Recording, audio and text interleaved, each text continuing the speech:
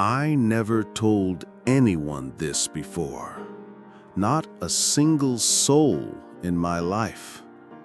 I once woke up from a coma, only to discover that my own son had changed my will, leaving me with nothing. Absolutely nothing.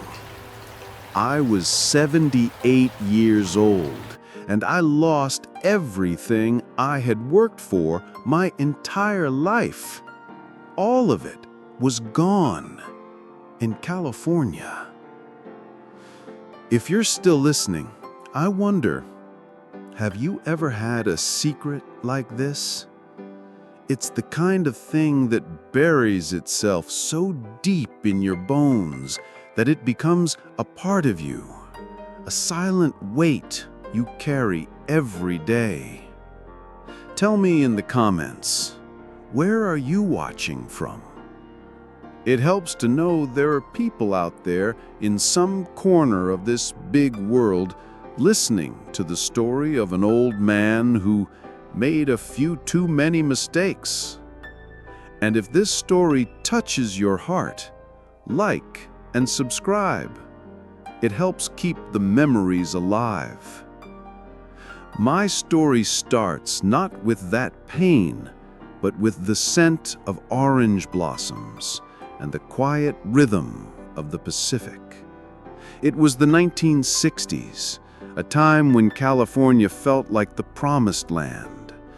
I was a young man then, full of fire and dreams that stretched from the San Gabriel Mountains to the ocean.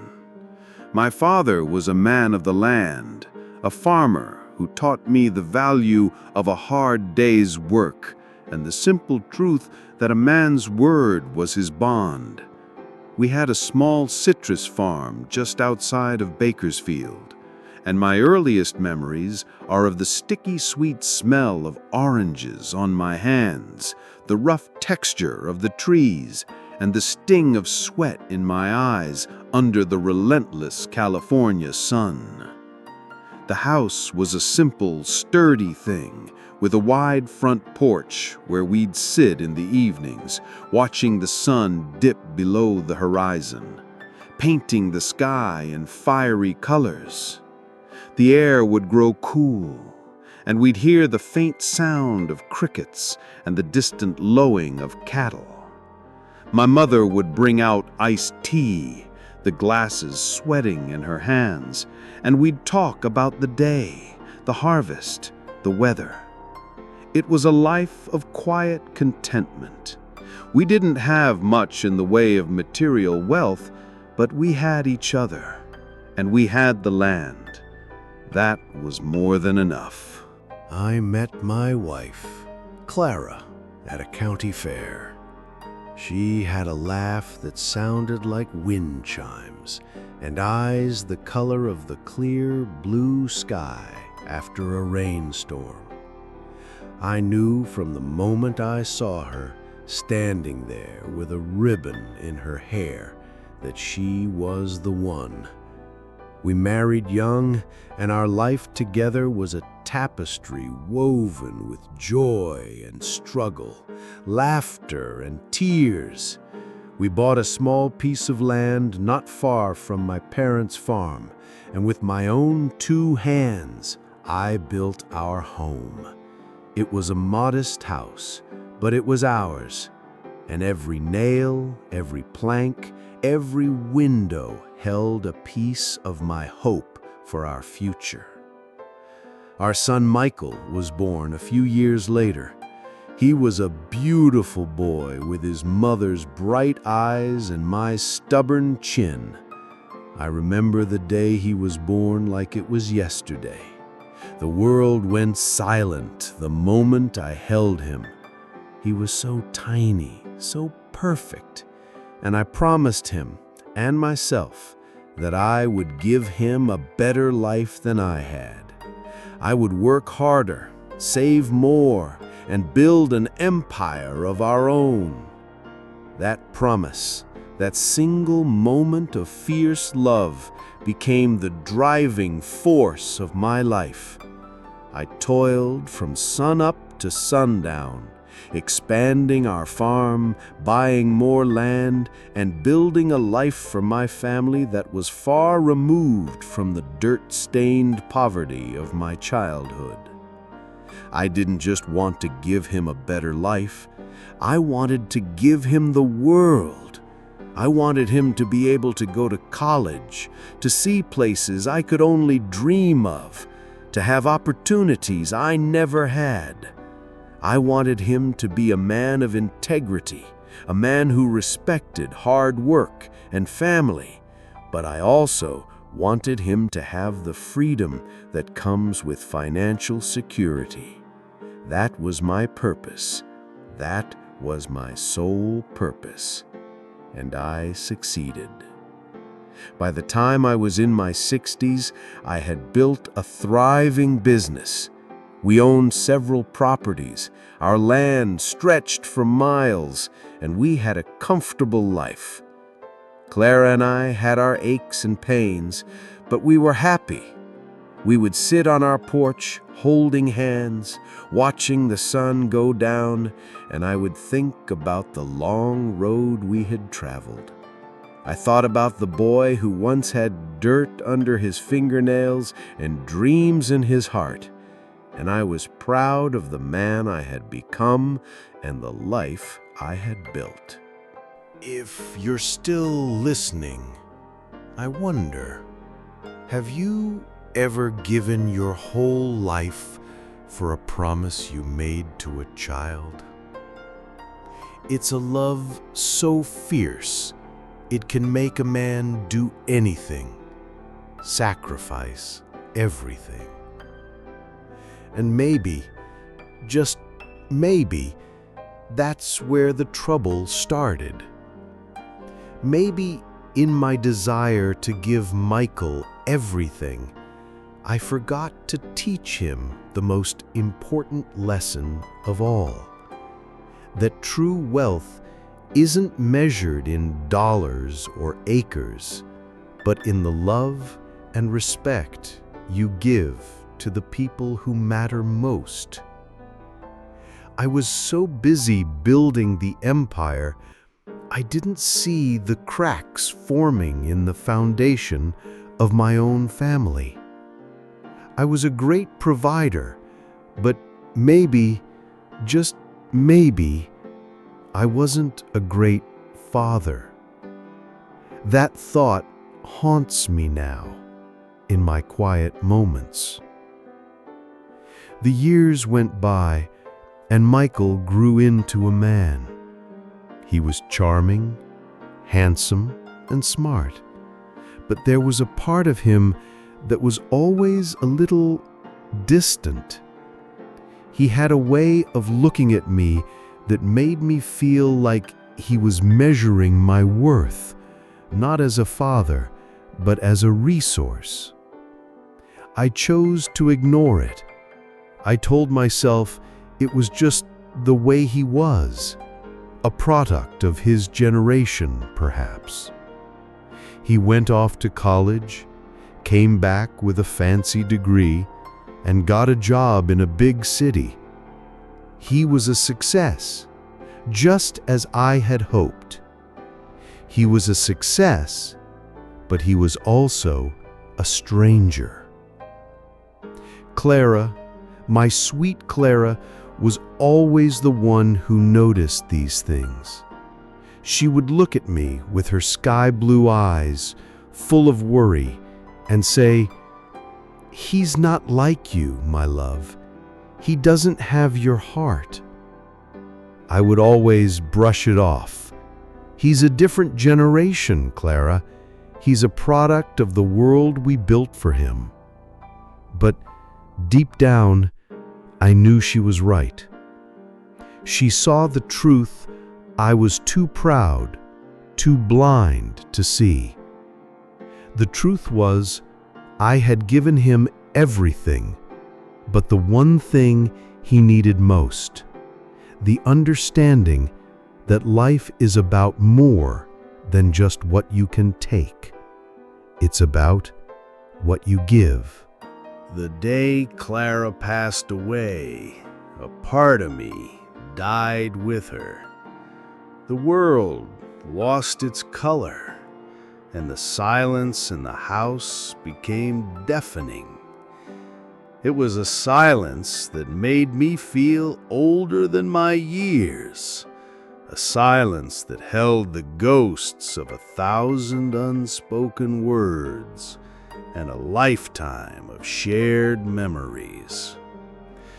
My health, which had always been so strong, began to decline. I became frail, my mind became cloudy, and the strength that had carried me through so many years of hard work began to fade. It was during this time that I made my will. I wanted to ensure that my son would be taken care of, that the legacy I had built would continue. I wanted to give him everything, but in my grief, in my clouded mind, I made a grave mistake. I gave him too much power. I gave him the keys to the kingdom without realizing he had no idea what it meant to be a king. I made him the sole beneficiary and executor, giving him complete control. It was an act of love, a final promise to my son that I would always provide for him, even after I was gone. It was an act of love that would become my ultimate undoing. If this story is touching your heart, like and subscribe. It helps keep the memories alive. I often think about that time, about how the kindness in my heart was twisted into a weapon against me. It's a bitter pill to swallow, knowing that your greatest gift was your greatest mistake. It wasn't long after Clara's passing that the world began to spin out of my control. One moment, I was sitting in my favorite armchair, a cup of tea growing cold on the table beside me. And then there was a sharp, blinding pain in my chest. A silent film flickered in my mind. Clara's face, a young Michael laughing, the sun setting over our farm. And then nothing. The world went black. I was told later that I was found by my housekeeper, collapsed on the floor, and rushed to the hospital. I was in a coma for 3 weeks. 3 weeks of nothingness, a void that was both terrifying and peaceful. I was in a state of suspended animation, somewhere between life and death, while the world I had built went on without me. When I finally woke up, the world was blurry. The faces of the nurses, the sterile white of the hospital walls, the hushed voices, it all felt a million miles away. It took a few days for my mind to clear, for the fog to lift, and for me to remember who I was and what had happened. It was a slow, painful process, like piecing together a broken mirror. My son, Michael, was there. He was sitting by my bedside, holding my hand, his eyes red and swollen. I remember feeling a surge of love and relief. My boy, my only son, was there. He was my rock, my family, my everything. "You gave us a scare, Dad," he said, his voice thick with emotion. I smiled, a weak, tired smile, I managed to whisper. He laughed, a short, sharp sound that didn't quite reach his eyes. That's the thing about tragedy. It reveals who people truly are. It peels back the layers we build around ourselves and exposes the raw truth. And in that hospital room, I was about to discover a truth so raw, so painful, that it would change me forever. Michael was by my side constantly, helping me with my physical therapy, bringing me my favorite foods, and talking to me about the farm, about our life.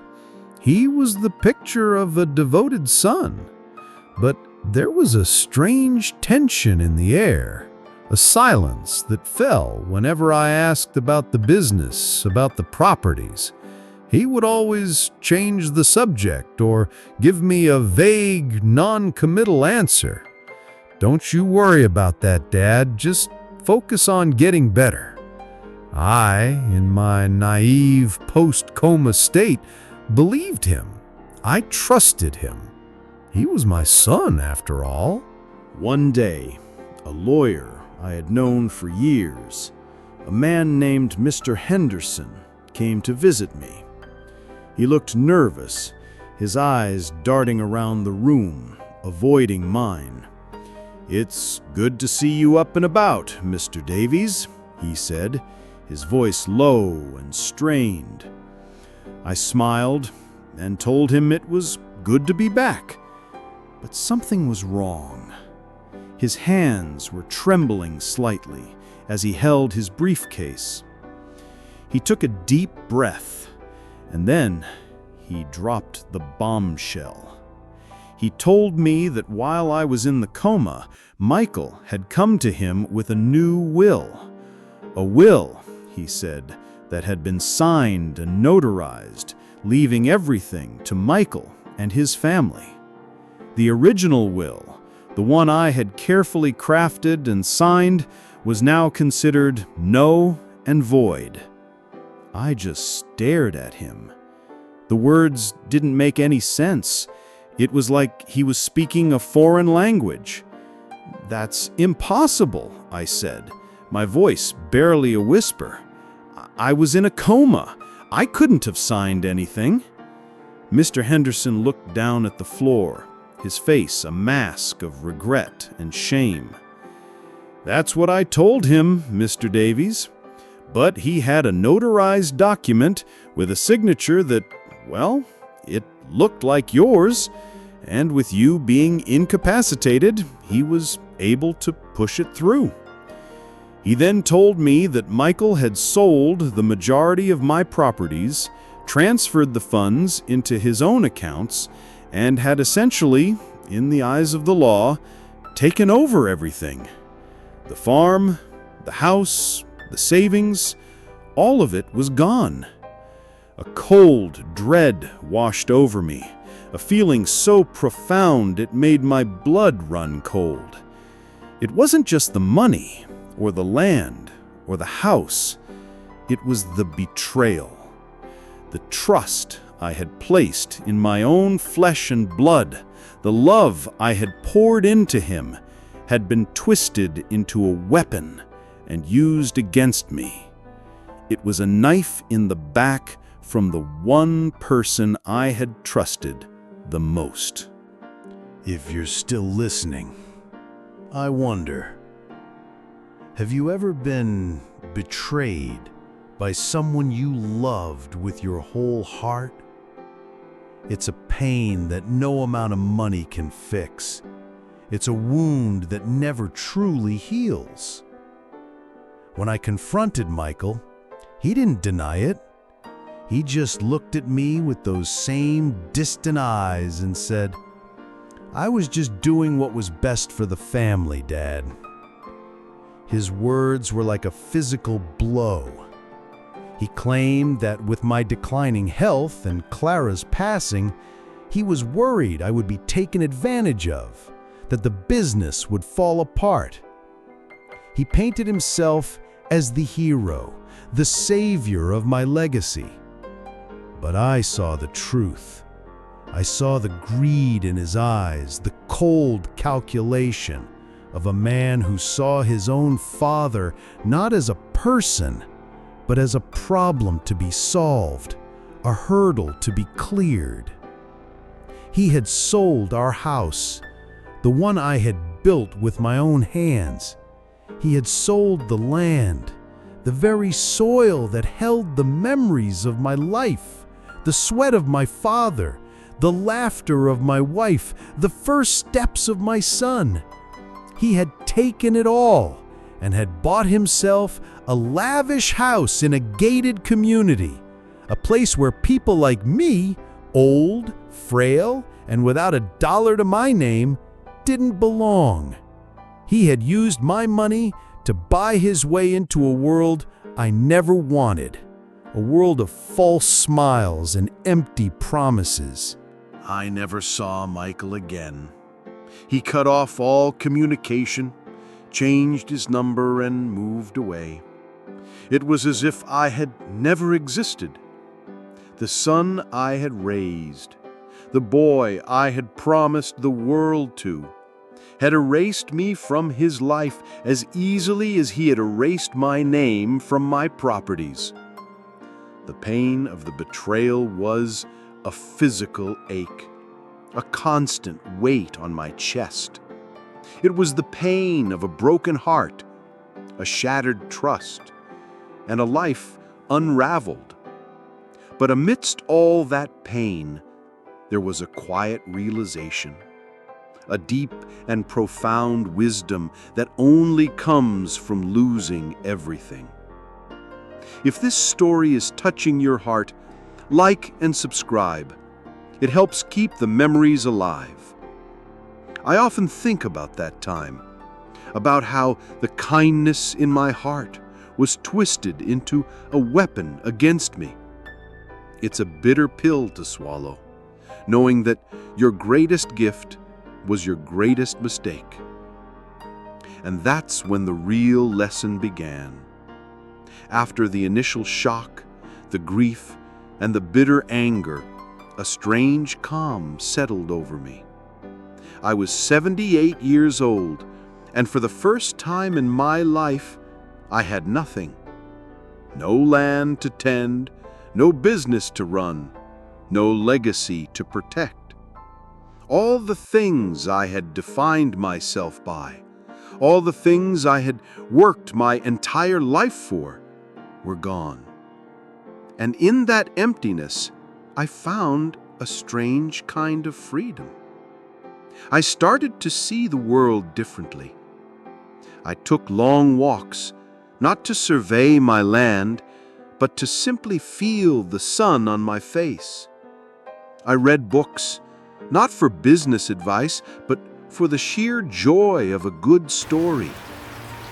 I started volunteering at a local community center, and there I met people who had their own stories of loss and survival.